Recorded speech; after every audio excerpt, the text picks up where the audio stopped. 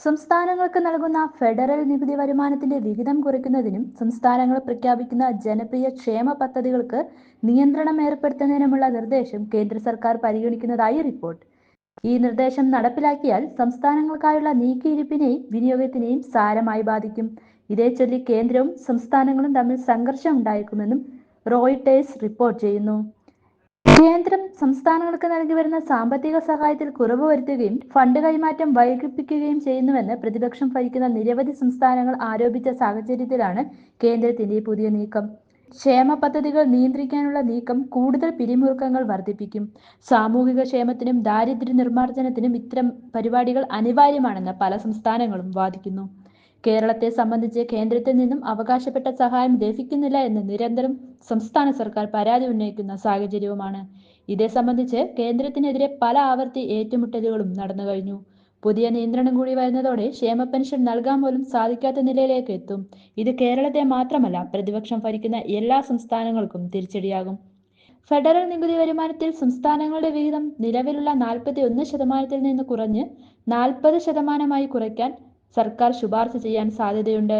നികുതി വരുമാന വിതരണത്തിലും കേന്ദ്രവും സംസ്ഥാനങ്ങളും തമ്മിലുള്ള സാമ്പത്തിക ബന്ധങ്ങളിലും ശുപാർശകൾ നൽകുന്ന ഭരണഘടനാ സ്ഥാപനമായ 16ാം ധനകാര്യ കമ്മീഷന് മുമ്പാകെ ഈ നിർദ്ദേശം സമർപ്പിക്കുമെന്നാണ് സൂചന. സാമ്പത്തിക വിദഗ്ധനായ അരവിന്ദ് പനഗരിയുടെ നേതൃത്വത്തിലുള്ള ധനകാര്യ കമ്മീഷൻ ഒക്ടോബർ 31-നകം റിപ്പോർട്ട് സമർപ്പിക്കുമെന്നാണ് വിവരം.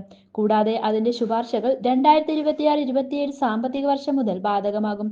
സംസ്ഥാനങ്ങളുടെ നികുതി വരുമാന വിഹിതത്തിൽ 1% വർധനവുണ്ടായാൽ നടപ്പു വർഷത്തെ പ്രതീക്ഷിക്കുന്ന നികുതി പിരിവിന്റെ അടിസ്ഥാനത്തിൽ ഫെഡറൽ ഗവൺമെന്റിന് ഏകദേശം 350 ബില്യൺ രൂപ ലഭിക്കുമെന്ന് കണക്കാക്കപ്പെടുന്നു.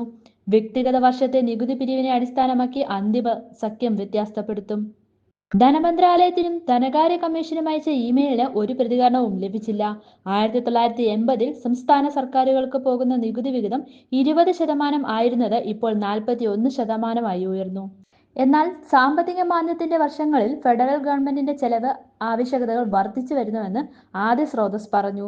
ഇത് സംസ്ഥാനങ്ങൾക്ക് പോകുന്ന നികുതി വരുമാനത്തിന്റെ കുറവ് വരുത്തണമെന്ന ആവശ്യത്തിലേക്ക് നയിച്ചതായി വൃത്തങ്ങൾ പറയുന്നു.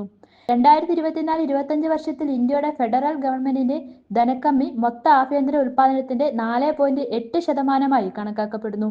അതേസമയം സംസ്ഥാനങ്ങൾക്ക് ദേശീയ GDPയുടെ 3.2% ധനക്കമ്മിയുണ്ട്. സമ്പദ് വ്യവസ്ഥയിലെ മൊത്തം സർക്കാർ ചെലവിന്റെ 60%-ലധികം സംസ്ഥാനങ്ങൾ വഹിക്കുന്നു. സാധാരണയായി ആരോഗ്യം, വിദ്യാഭ്യാസം തുടങ്ങിയ സാമൂഹിക അടിസ്ഥാന സൗകര്യങ്ങൾക്കായി കൂടുതലും ചെലവഴിക്കുന്നു.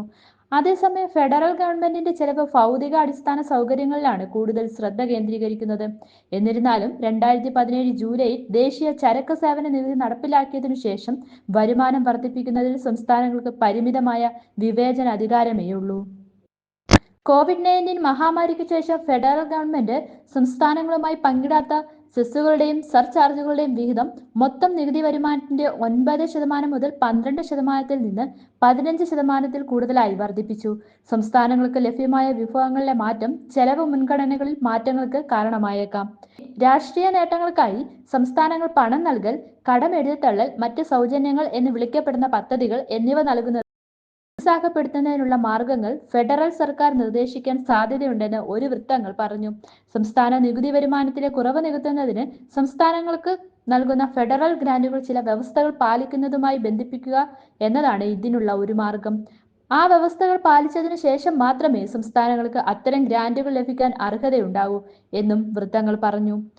സൗജന്യങ്ങൾ വാഗ്ദാനം ചെയ്യുന്നതായി കരുതപ്പെടുന്ന സംസ്ഥാനങ്ങൾക്ക് ഫെഡറൽ സർക്കാർ ഗ്രാന്റുകൾ നിഷേധിക്കുമോ എന്ന് പെട്ടെന്ന് വ്യക്തമല്ല.